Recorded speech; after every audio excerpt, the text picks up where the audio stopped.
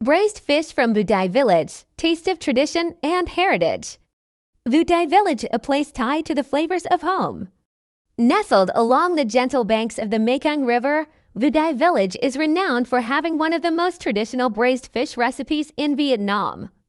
Its history is steeped in tales of fishing and fish preparation passed down from generation to generation. The flavor of Vu Dai braised fish isn't just a delicious dish. It's also a part of cultural heritage, a connection to the past, and the spirit of the community. Recipe for Vu Dai Village braised fish. Ingredients: 1 kilogram fish, snakehead fish, carp, or tilapia. 200 grams sugar. 100 milliliters fish sauce. 100 milliliters cooking oil. 5 to 6 cloves of garlic, minced. 2 to 3 shallots, minced. 1 tomato, diced, or 1 tablespoon of tomato paste, pepper, salt, seasoning, spices. Instructions: prepare the fish. Rinse the fish thoroughly and cut it into bite-sized pieces.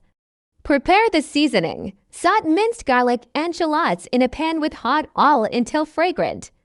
Then add diced tomatoes and cook until they are soft and melted. Braise the fish. Boil sugar until it melts and turns into a brownish red color. Then add fish sauce and stir well. Let it boil, then add the fish to the pot and mix well to marinate the fish in the seasoning.